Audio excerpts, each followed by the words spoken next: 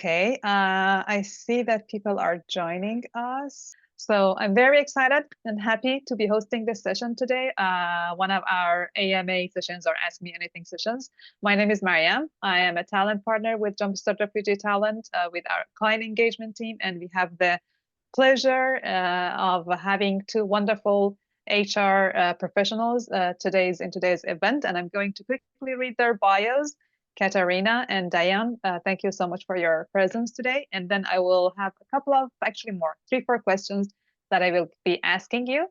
And we'll try to have almost the first half of the session dedicated to those questions. And then the rest of the session, the participants, you can all ask your questions by either typing in the chat. You can start typing them in the chat, or at the end, we can also let you unmute yourself if you prefer to ask your questions verbally. Later on at the end, you can also ask them yourselves.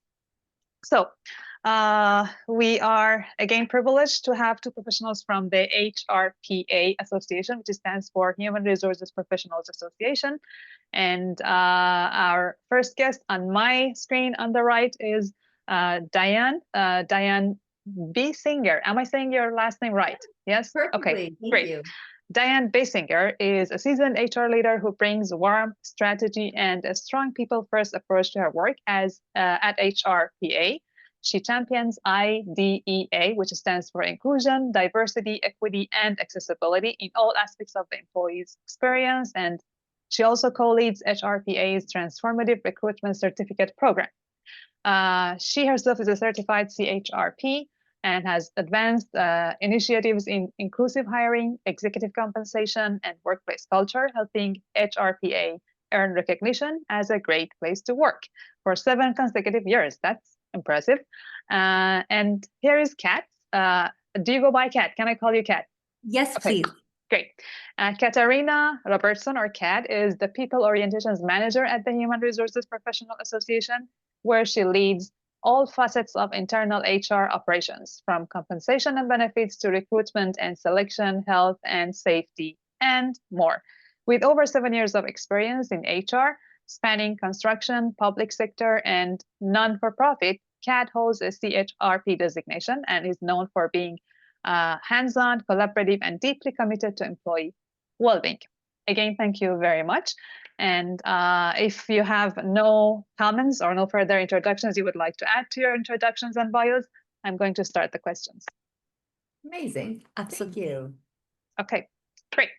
So the very first question that I have for you is, for the newcomers who are interested in HR, can you please tell us more about HRPA as an association and how they can become members of this association or benefit from the resources and learning opportunities that you offer? Absolutely. Thank you so much, Mariam, for those introductions. Hello, everybody. So nice to see you today in this Q&A. Excited to answer some questions. So to get started, let me explain then how you would become a member at HRPA. We have annual dues to join the HRPA, and they vary by class. So starting with the practitioner, this is for most HR professionals, and this is our standard cost across the board for this. And you do not have to have an HR education or a CHRP for that matter to be a practitioner, but rather you gain access to all the amazing resources and tools and learning opportunities. The next class is for students. For this, you have to be enrolled in an HR program full-time at a college or a university and not working full-time. This annual due is as low as $50 for the entire year, which I think is really incredible, especially as while you're a student. Beyond that, we have an allied professional option, and this is for if you are already enrolled in another self-regulated profession and you want to join forces. We offer a bit of a discounted cost for that. And lastly, and most importantly, our IEP, which is our internationally educated professional. And this is specifically for newcomers to Canada who have obtained their permanent residency or an open work permit within the last 2 years. What this will offer you is a discounted first year fee. And all you would have to do is go to the HRPA website to complete the online registration and provide the supporting documentation, which would be proof of that PR or that work permit. No educational transcripts involved. So those would be the items you would have to prepare to enroll in something like that. And then to give you an idea, our registration year runs from June 1st to May 31st. And so when you join, it is on a prorated basis, should months have passed from that date. So we're already in August, meaning that if you enroll today, that would cost you just $155 up until May 31st, 2026 to take advantage of all the amazing things we have here at HRPA, which is about over a triple time savings compared to that practitioner cost. So something to really take advantage of if you fall within that realm. And so those are the ways to become a member. And then let me go through I'll try not to go too long into the list of the amazing benefits and learning opportunities that you have. But to start, we offer professional development and learning. So whether that be access to workshops, webinars, certificate programs, some topics can include how to conduct a workplace investigation. My wonderful colleague Diane here, as mentioned, also runs the transformative recruitment course. Beyond this, we offer our big annual and biannual conferences. Coming up in November is our HRPA Ignite Idea. So again, all-encompassing inclusion, diversity, equity, accessibility. And then our biannual summit is coming back in 2026. These are such wonderful events with incredible speakers, educational moments. There's vendors that you get to speak with, of course, networking opportunities, a delicious lunch usually, which everybody loves. So great things to take advantage of. Beyond that, we have our more on-demand resources. So like a knowledge bank with articles and resources you would require, or the HR Power Lunches, a personal favorite of mine. It's a quick, easy way to get that 1 hour of learning in. There's a variety of topics to choose from. You get some CPD hours if that's what you're working towards. So those are great options there.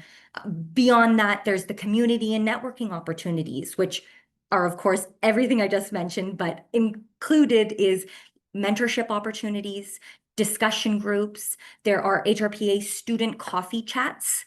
Again, some topics could include negotiation skills for job seekers.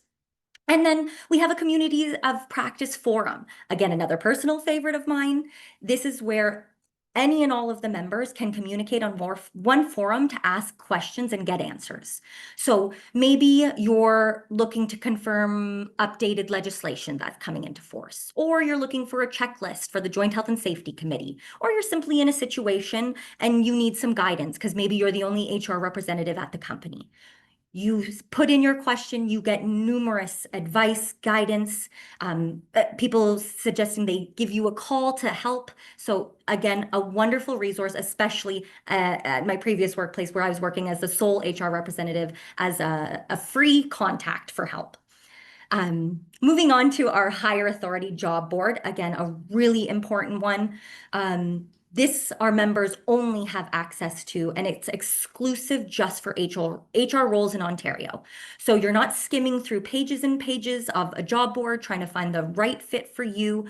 This is the market. This is the jobs you're looking for, all in one place that are emailed to you, whether it be every week or every other week. And I'm a success story from this that I'd love to quickly share. 4.5 years ago, I was working, or sorry, 5.5 now. I was working for my previous employer, happy, content, not actively searching for a new role. But I would review these emails every time I would get them from HRPA. And lo and behold, I saw that the HRPA was hiring, and how could I pass up an opportunity like that? Being a human resources professional and to work for the association, such an incredible opportunity. So I applied, and here I am a year later, and I couldn't be happier. And that was all thanks to higher authority here at HRPA. So I am a true success story that you can find your next career in HR through that resource. One more to add before I finish here. We also then offer discounts and member perks. So whether this be some of our wonderful partnerships, like professional development companies that offer discounts to our members, software partnerships. So if your company is looking to implement an HRIS, we are partnered with Humi. You can take advantage of the corporate Good Life Gym membership discount. There is Vango, a platform you can enroll in, which unlocks hundreds of discounts for clothing stores, travel, insurance, restaurants, you name it. So these are some of the items that you would have access to as a member. And hey, if you're not sold on being a member just yet, you can at least always subscribe to our HR Insights newsletter. And that would be, you don't have to be a member, and you would be receiving an email, all things human resources, best practices, trends, and you can do so from our website for that as well. So there's my long list of items there. Much. Thank you so much, Kat. That was a very comprehensive answer. I really appreciate that. Is there anything that you would like to add to that, Diane? I don't think so. I was thinking about the Vengo. I've used it myself, especially like traveling with the family, car rentals, but I get my personal insurance through there as well. So I think Kat is that superstar we are expecting and covered it all. Thanks. Okay, great. Thank you. I actually was, as I was listening, I was paying attention to IDEA was something pretty new to me, the final A in it. And as you were talking about different levels and ways of accessing your resources and membership, I think you actually stand very well for that accessibility, that A at the end of your IDEA, which is great. And you are a living testimonial to how successful this can be, Kat. And congratulations for being part of such an amazing team and organization. Thank you. The second question, and before I actually go to my second question, I wanted to tell the participants here, because I noticed a couple of you had raised your hand. So again, if you have any questions, please feel free to type it, and a better place to type the questions is in the Q&A section versus the chat section. We can better monitor them if you put them in the Q&A section. And if you want to ask your questions yourself later on, just wait for the end of our question and answer with the questions that I have, and then you will be able to ask your questions at the end by raising your hand, and we will unmute you. Sorry, I had to add that for those who may be late to this event. The second question that I have for you is, from your experience, what are some common misconceptions or mistakes that newcomer job seekers make? I think this is really critically important to our audience today. What are some common misconceptions or mistakes that newcomer job seekers make during the hiring processes, and how can they avoid them? Absolutely. Thank you, Miriam. I will take this one again before I let Diane have her moment. So I wanted to give a few advice and tips for the hiring process, and then maybe things to avoid that I've experienced personally. So let's start with resumes and cover letters, which I know you've got great assistance with, but again, just adding my personal experience here. So I know the one size fits all is very common, that one standard resume, that one cover letter, and you're getting it out to the different organizations that you're applying to, but you don't want to be that one size fits all. You want to stand out with this competitive market. So customize your resume, use ChatGPT to make it different, and ensuring that it's including all of the necessary skill sets that portray yourself. But what I really wanted to get into is the cover letter, which I know can be gruesome and time consuming, but please take the moment. It does not have to be long, but go into your achievements, discuss your transferable skills, your relatable experience. It's so nice to read a little deeper beyond the resume and really get a sense of, again, your results-oriented information, again, beyond that resume. So making an extension to that with the most important items that you would want that employer to know. Beyond that, ensure the format is clear and concise, just sectioning it off by professional, experience, education, having it in chronological order so it's easy to follow, trying to keep it to 2 pages max. Again, concise, results-oriented, easy to read. So those are my top tips in that area. Moving on to say when you're applying and following up on applications, which I know it feels like a full-time job doing this, and I know how important it is to find that job. So whether you're applying online through the job board, in person, give it 2 to 3 days before you make that first follow-up. Try and get into contact with the hiring manager, whether it be a phone call or an email, to confirm that you've applied, reiterate your interest in working for the organization, and just ensuring if they need anything else from you. This brings your name to the top of their mailbox, in their mind for future conversations. And then beyond that, if you do not hear back, another follow-up is warranted, but that's where I say after those two, if you haven't heard back from that original application, don't get discouraged and continue applying to other positions. I want you to remain persistent, but put that persistence into applying to other jobs, not just focusing on that one. And I say that because maybe you don't have the required qualifications that they're absolutely looking for or the right skill set. And so, again, I don't want you to use that time and energy following up with the same employer if you're not hearing back after that, say, second or even third follow-up. Persistence is key, but put it into applying for other positions. So, another tip I wanted to give is not to underestimate the importance of networking. So many jobs are found through informal networks like referrals, job fairs, community events, not just applying to job boards. Again, I wanted to give some real life examples of what I've experienced. So engage with your local organizations in your community. Some examples are like the YMCA. Us personally, we work with Access Employment.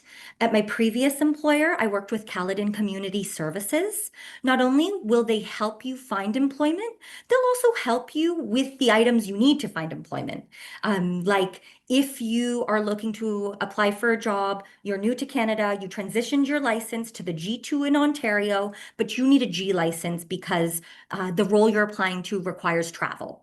They can help you with discounted driving training. They can get you access to make that appointment for your G license. They can help with transportation sometimes if you don't have a vehicle. Their resources are honestly endless. I was always surprised with what they came back with and how they could help newcomers here with finding a job.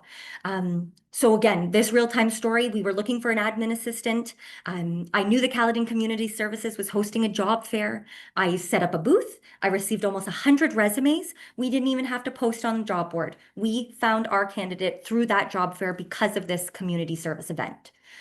So really take the time to take advantage of what they have to offer. On top of that, it's attending these HRPA events, even as a student or a non-member.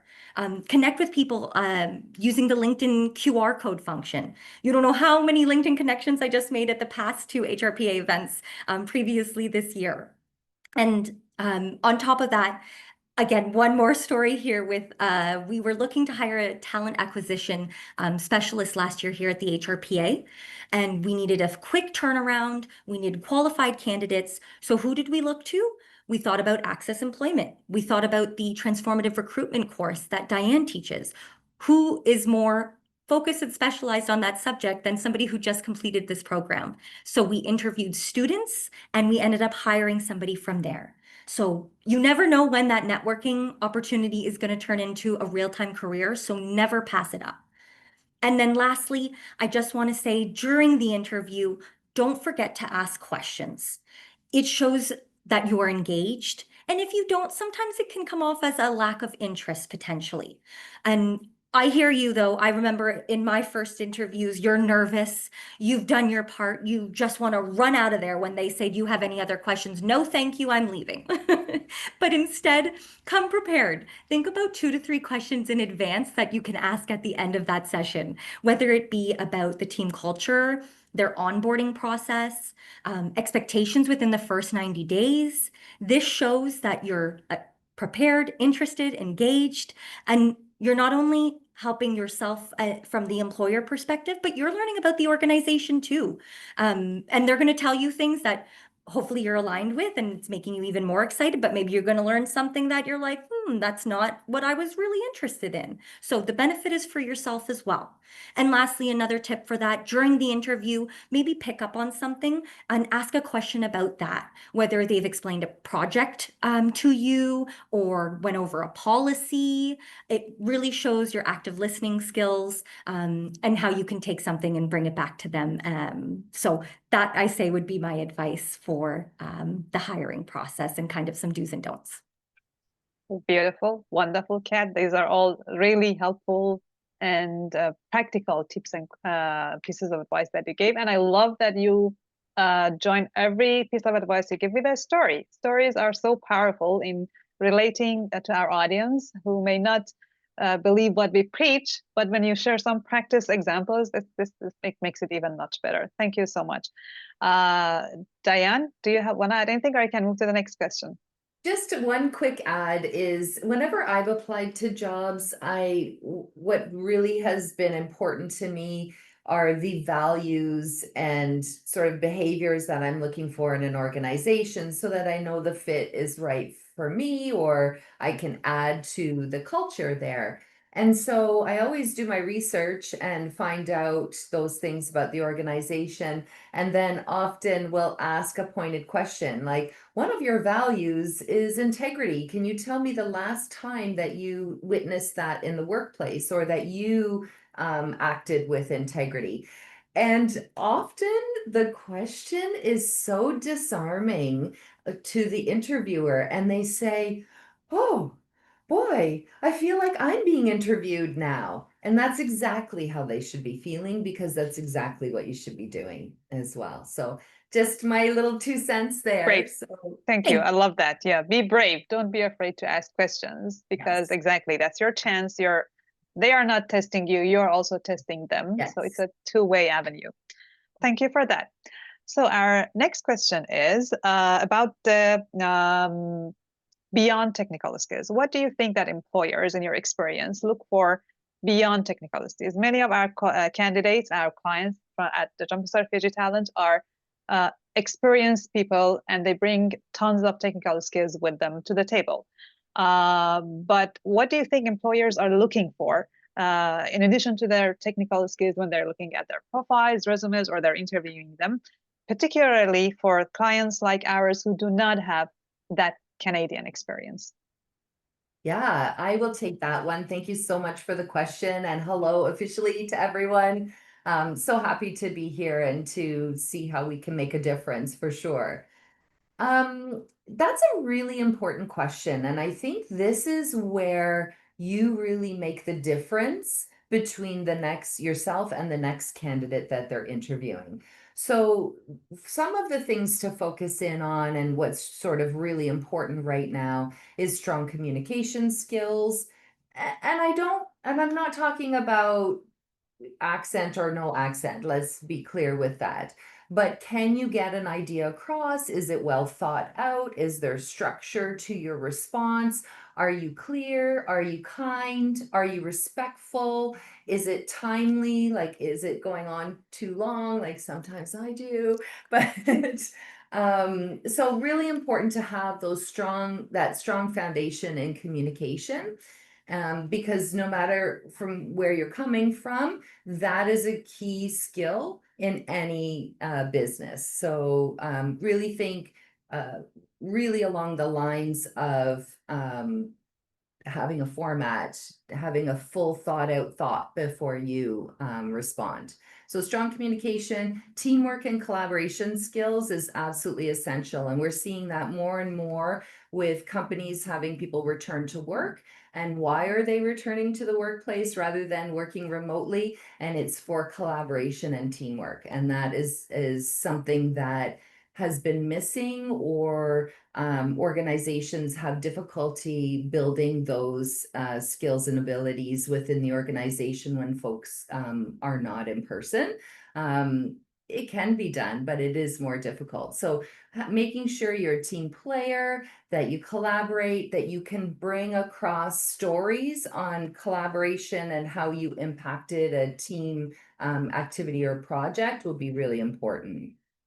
Adaptability and problem solving is time old, that never goes away. I think that is always something that is really critical and important, and focusing there on how you can handle change or mitigate conflict. So again, you want to think about a time when you experienced some conflict. What happened? How did you work through it? What was the end result? Um, I think it's coming up soon. Like, I know I want to talk to you about the STAR method. And so really, like, what is the situation? What were the tasks involved, or what did you have to do? What were your specific actions, and what are the results? And always sort of start with the results, kind of a reverse STAR, but really critical to do that. And you can work through any of your stories using that method, and it shows that strong communication and clear process. And then take the initiative. I have to tell you about a student that I had here at HRPA. She had just finished her courses. She was new to the country, and she was looking for her co-op placement. And I ended up hiring her. What really set her apart was really her energy, enthusiasm, desire to learn, and to take initiative. She had some good experience from back home, which was in recruitment, and I really needed help in that area at the time. And what I got when she came on board was not only an amazing, high caliber colleague, but she also took the initiative to do extra things. Oh, I know we talked about meeting with so and so, so I went ahead and I set up the meeting time for us. I know we're recruiting for that position, so I went ahead and developed some interview questions. Here they are.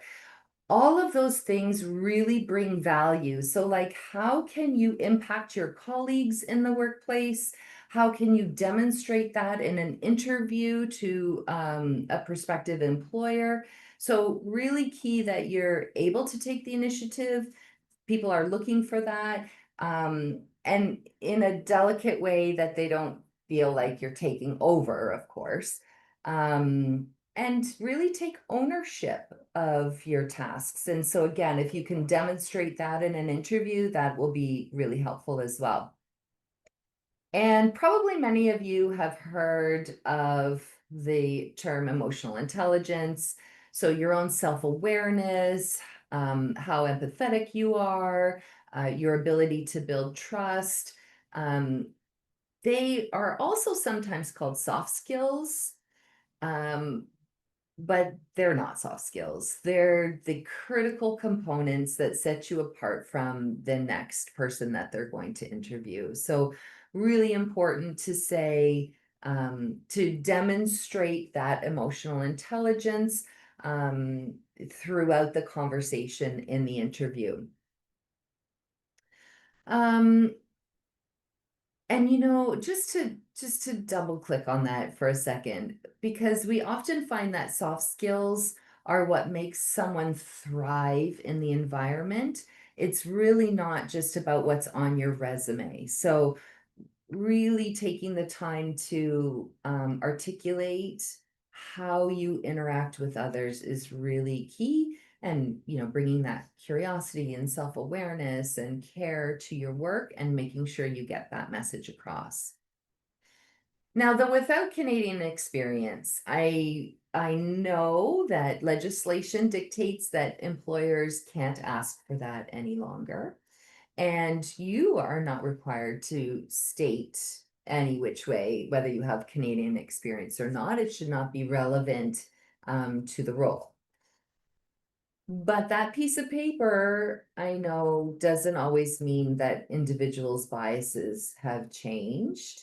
And so I think one way to overcome this is to, when you are sharing examples of your experience, talk about how you've worked in diverse and complex environments, and how you've had to navigate through, how you've had to collaborate and learn and work with others. So I think that is real one thing that you can do. Another thing that you could do is demonstrate that you're actively learning about Canadian content. So I'm doing LinkedIn Learning right now while I'm job seeking, and I've taken these courses, do some volunteering, definitely networking. Any opportunity you can have to network, I think, is really important. And then again, like something you might want to say is I've worked with teams where a candidate's like international background was the exact strength that was needed. So really, in my example of my friend that I brought for just mentioned, is a really great perspective on how she brought those skills that I really needed, even though I didn't know that I really needed them at the time. So how to showcase some of these qualities would be like use LinkedIn, of course, but make sure your headline and your summary are really powerful. Don't just list your jobs there, but show in some way what you care about and what really makes an impact for you and where you have made an impact. So think of that STAR method again, even right in your LinkedIn profile. We've talked about this already, but use stories to highlight your approach to challenges and teamwork. Using stories, as Miriam mentioned, that Kat had used stories, really helps to illustrate and bring things to life. So I highly recommend bringing stories to the table. And here's a interesting one is informational interviews. Reach out to folks on LinkedIn. I know I get messages like that often. And sometimes people aren't always able to oblige, but reach out. You're not asking for a job interview, you're not asking for a job. You may have a particular question. But it does provide you with that interaction and that contact with someone, and gives you opportunities to demonstrate your professionalism and really start to build trust. And super, super important is you want to look for organizations that you want to work for as well. I don't want to get too ahead of myself, so I think I'm gonna pause there. Awesome. And if you have That's anything. that was a great answer. Yes, Kat, did you want to add anything?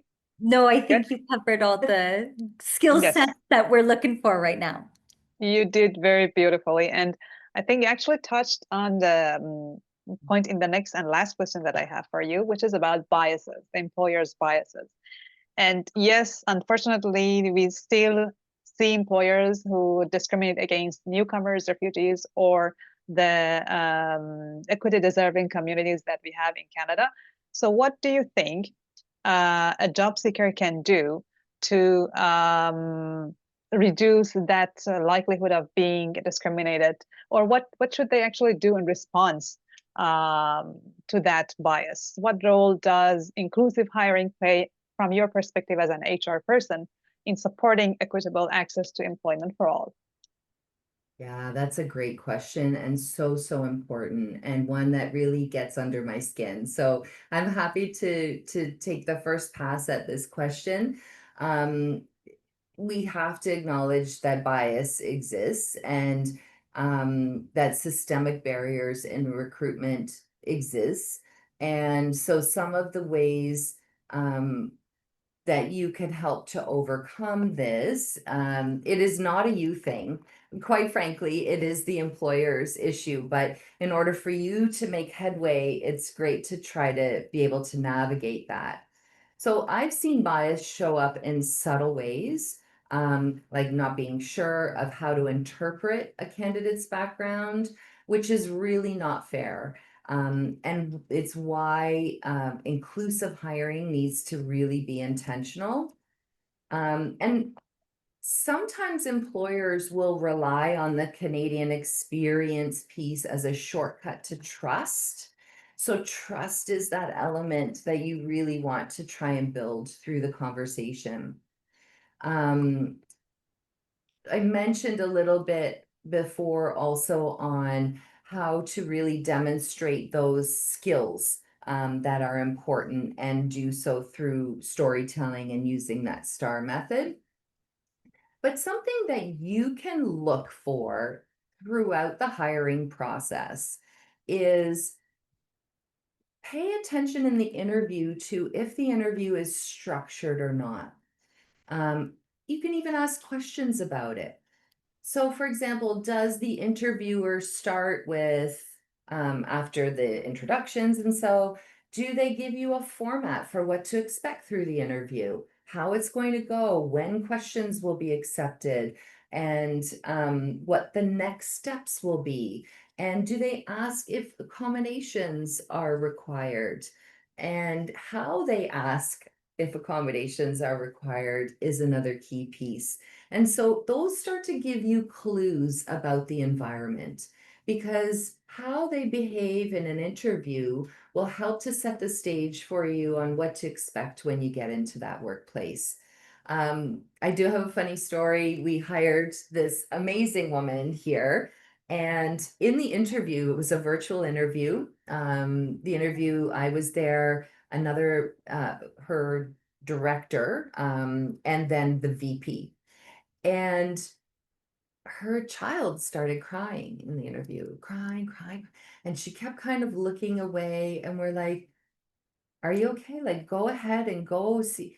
No, he'll be fine. He'll be fine. He's safe. He's in a crib. He's fine.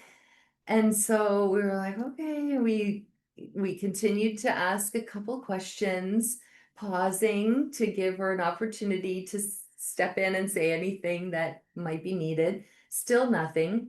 And then it switched over to my turn to ask questions. And I said, okay, so I'm just gonna throw it out there. I'm gonna get some water. Please feel free to go check on your child. And she was so stressed. And she said, okay, thank you. And she left. And we just chatted amongst ourselves for a few minutes. And then she came back, and I said, bring him with you if you need. And she did. She brought him, and he was sitting on her lap.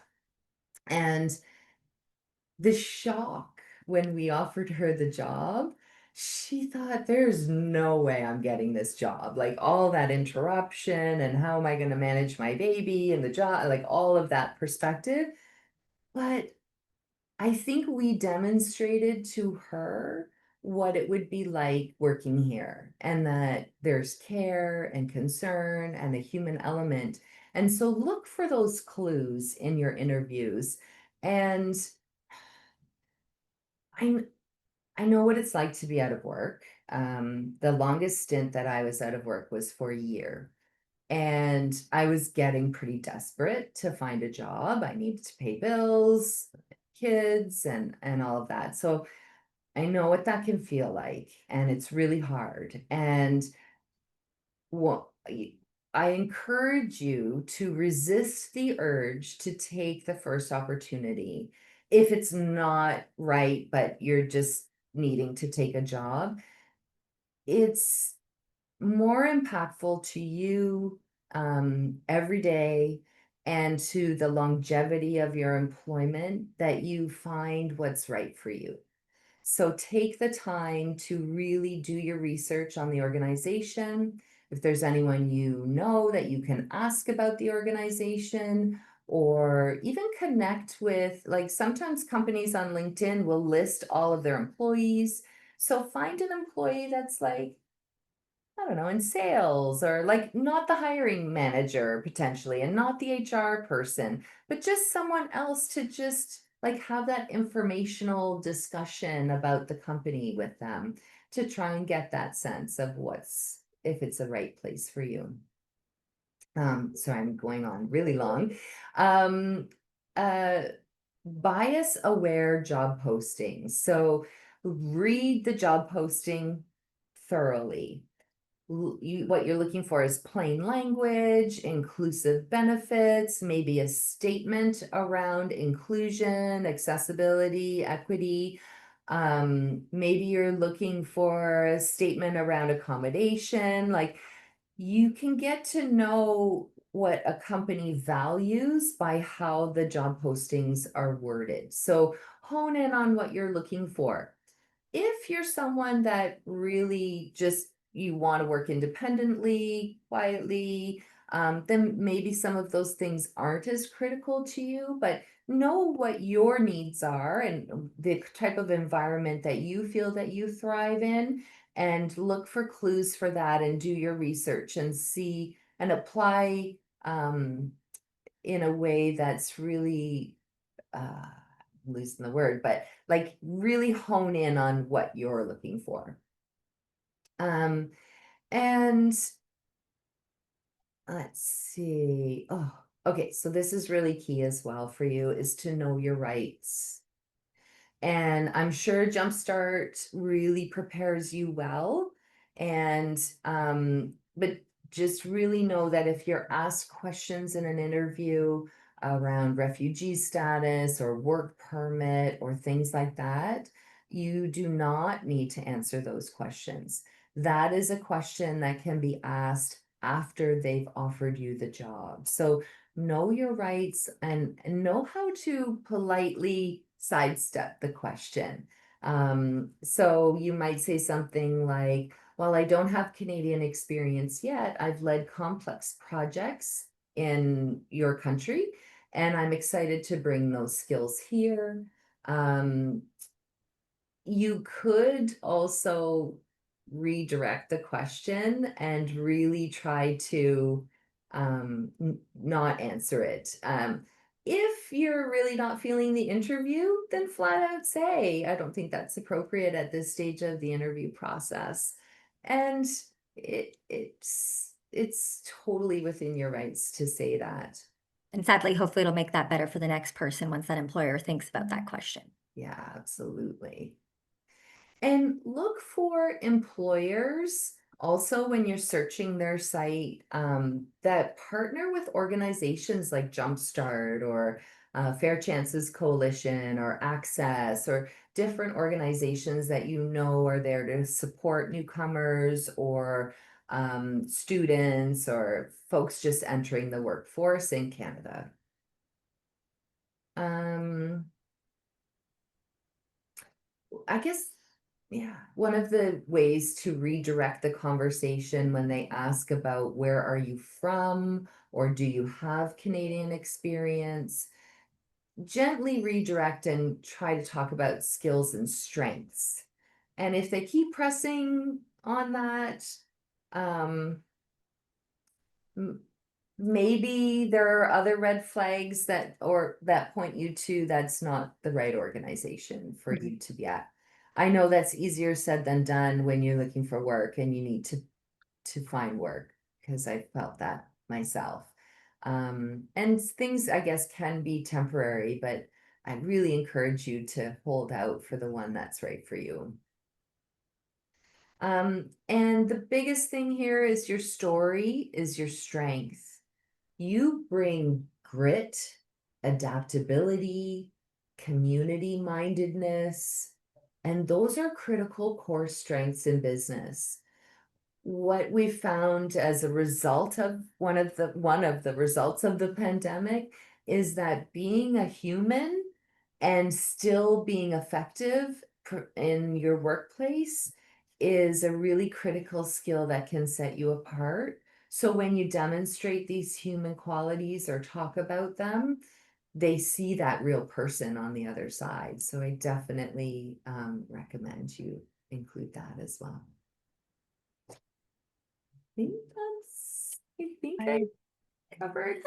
Thank you. Thank Yes. you very much, both Good Kat and Diane. I want to acknowledge that we are at time, as we had promised, but may I ask you to stay around 10, 15 minutes more? Are you available? Yes. Yes. Wonderful. Thank you very much. I'm going to try and summarize the questions. And I see that you have, thank you for putting all those questions there.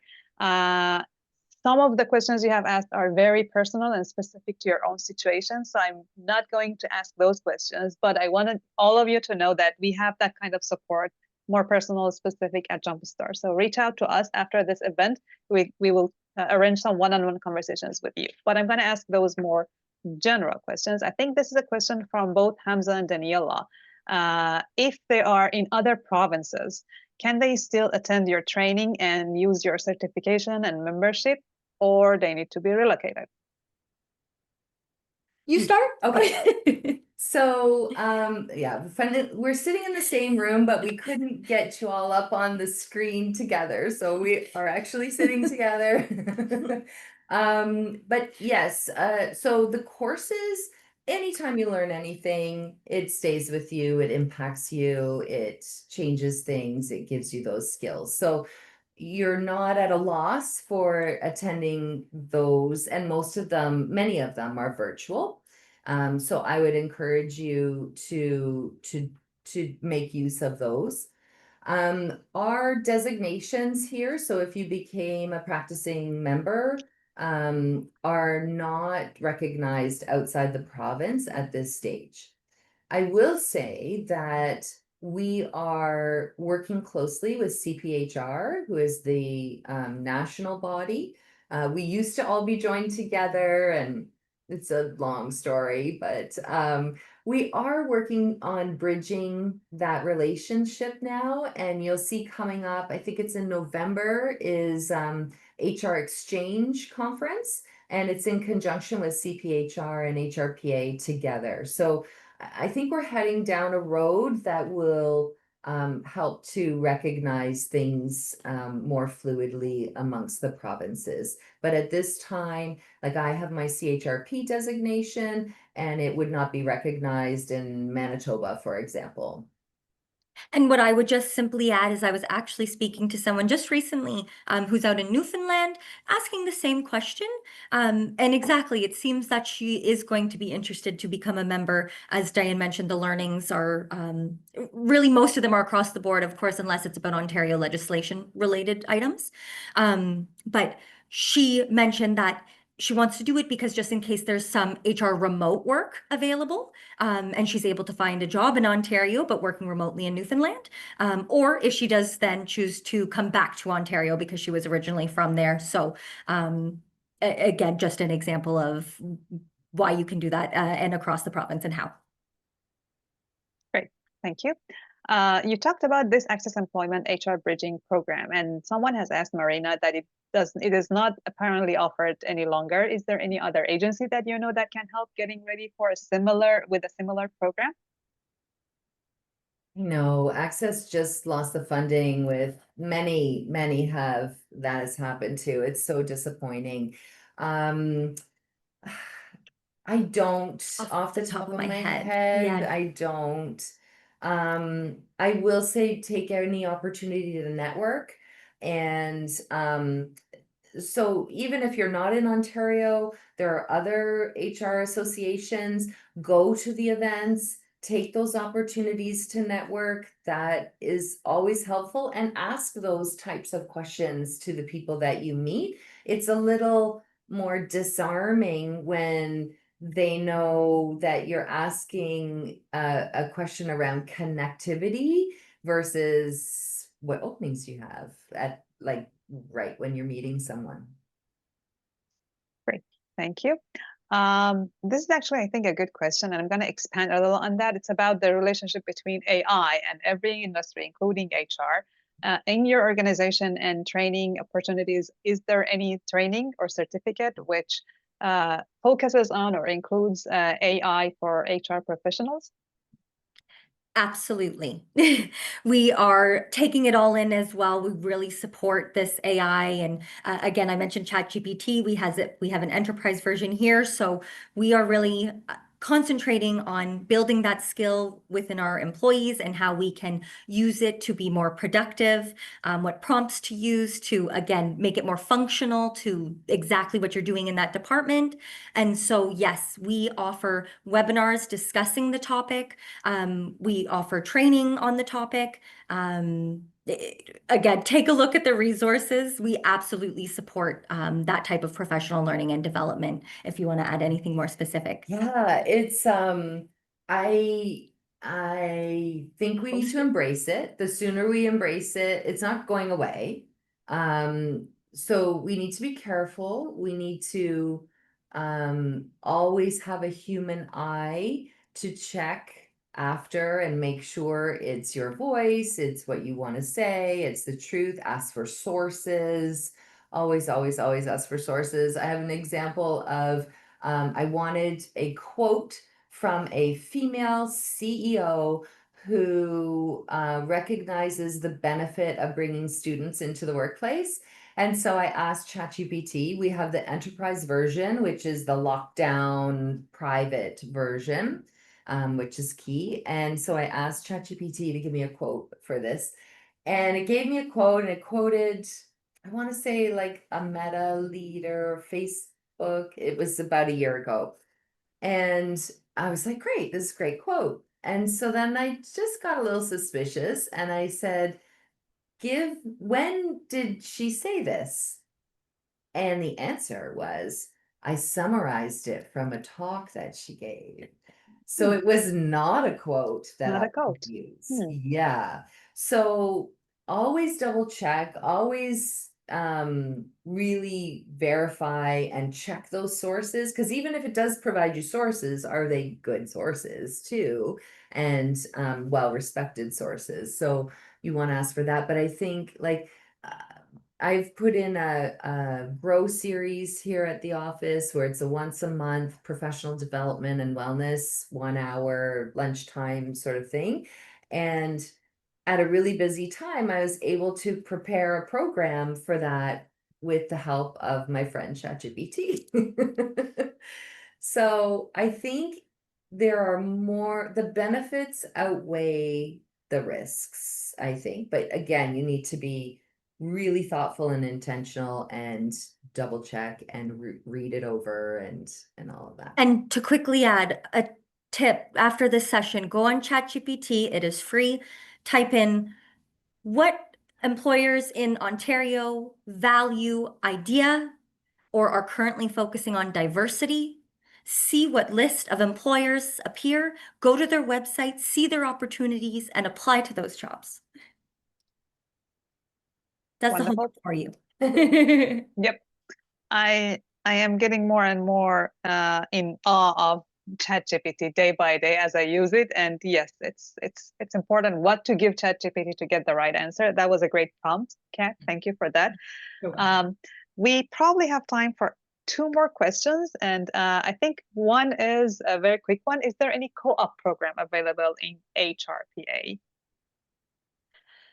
We used to, and then things got a little tight financially, as it has for many this year.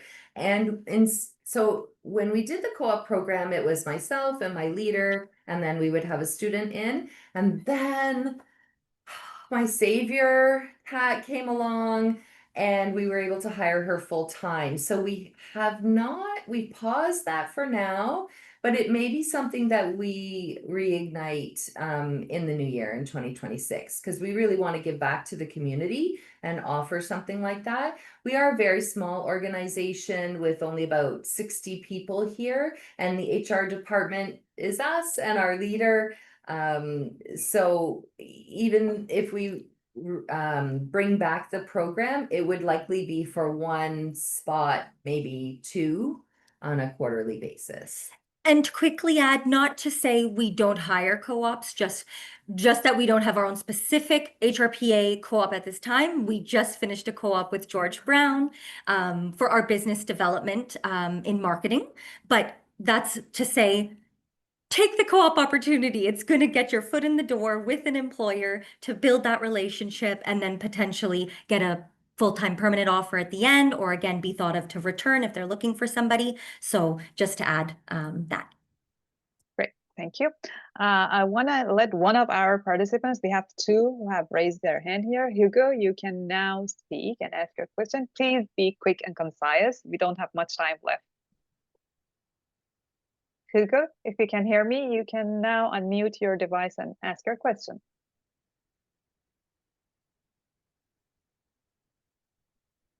Okay, I'm going to also, I see another hand up. I'm going to allow Eben Zeri to talk if you are available and you can hear me.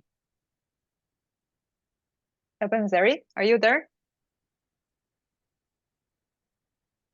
I'm here. That's me. Okay, hi, great. Please go ahead and ask your question. The question I want to concerning the resume and cover letter. You know, when you are maybe you are trying to apply for any job, and you'll be asked to submit your resume at the same time employment letter. But can we write the same the employment letter and the resume at the same time? Did you catch that? I know it's couldn't about quite hear resume you. and an application. I think that you're probably sitting somewhere which is like an echo in the background and we can't hear you well. Can you repeat your question, please? My speaker. I think it's my speaker.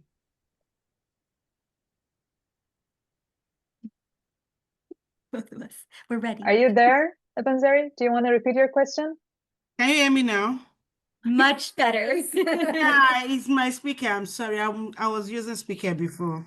Thank you. Thank you. Yeah, my question is resume. You know, we have to prepare our resume before the employment, before you seek for an employment. But you know, at times, if you are trying to apply for any job, some people do ask for resume and cover letter at the same time. But you know, when you are trying to apply, I think when you know the company you're applying to, that is when you have to write your cover letter. But is it possible to write the cover letter and the resume at the same time without knowing the company you are applying for? Yeah, I mean, I think it's important to always tailor both to the job that you're applying to. And I'll give you a tool if you don't already know it, but I will caution you, you get 10 free and then you have to pay. So there is a tool called JobScan, and it is it opens up and there's like two blank screens and you put your job posting in one and your resume in the other, and it'll tell you how close of a match it is and where you need to make corrections to match that job posting. But like I said, there's only like think 10 free, maybe it's changed. This is a while ago for me. And then it is a paid service, but yes, I think you could do them together. Like a good exercise, frankly, would be to create your resume and create a cover letter that is focused on what you love to do most and that your resume supports. And then that is a good first pass. And then when you're looking at a specific job, you want to tweak that and tailor it specifically to the job. Did you have any? Okay. No, exactly what Diane said and what I had mentioned. I know it takes a lot of time. I understand that. So again, the cover letter, it doesn't have to be long. Just focus on the one achievement you want to mention. And again, just a little extension to your resume. So what is really transferable to that job that you're applying to? Like Diane said, tailor it just a little bit. And again, it can be brief. No one also the employer doesn't want to read 3 pages of every cover letter either. So you don't have to write 3 pages of a cover letter. Okay. Okay. Thank you so much. Thank you both for that answer. Yeah. I'm gonna ask this, and I know it's a big general question, but if you can maybe in short tell us, I think some people have asked, they're from different industries and backgrounds. They would like to enter HR. Do you suggest any certain particular background or education or skill, or anyone from any background can consider entering HR, and how feasible it is? I'll start that one because I feel like I went through a similar journey. I actually wanted to teach all my life. So I went to university for that, unrelated to human resources and business. I studied English, psychology, history. That is no good for me in human resources. And then I went to teachers college, realized it was not the path for me. So I researched on how, or first I chose what was a job similar to helping others, because clearly that's what I like to do, but more importantly, the job security. So whichever industry you're coming from, and I might be biased, but I think every company needs human resources and they're going to need it for a long time because there are rules and legislations and compliance that we all need to follow. So I do really think it's a great field to get into. And then I worked full-time in customer service while completing my part-time human resources certificate at Sheridan College. And then I also wanted to mention, because again, I'm seeing a lot of what if you don't have the Canadian experience or what they're looking for, but start with a contract position if you have to. Those aren't as competitive because the people are of course looking for that full-time permanent job, but it gets you in the door. I started my HR career while still completing my HR schooling as a part-time HR administrator. And then from that contract, I got offered the full-time role. And then I started gaining that experience and I got my foot into the door so that I can finally put in my resume, here's my first HR job, so that when I apply to the next one, it's there. So I think it's a great field to go into, doing it part-time, full-time, whatever you can manage. Work towards your CHRP if that's something you want to do, because again, just another great credential to add to your resume to put you beyond some others. But that's what I have to say is yes, yes, yes. Thank you. We can, I think that's a great closure to our session today. Yes, yes, yes. And information is power. Just reach out, do more research, and go to their website. I know there's a wealth of resources on your website, publicly and free available. So feel free to browse. And on that note, I would like to really thank you so much for, I know there will be much more if you want to stay here and talk to learn from both of you, but we'll have to end this. And I appreciate you being here 15 minutes over time. And again, apologize to everybody, including you, for the technical issue we had at the beginning and the delay. I'm happy that it happened. And it was a pleasure to have you on this event this evening. And I wish all of you a wonderful evening. Thank you, everybody, for joining and asking those questions and participating. Thank you again and have a great evening. Thank you Thanks. so much. It was our pleasure. Absolutely. Take care, everyone, and good luck Bye. out there. Thank you. Thank you, Miriam. Thank you, Mary. Thank you, Kat and Diane. Lovely to meet you. You as well.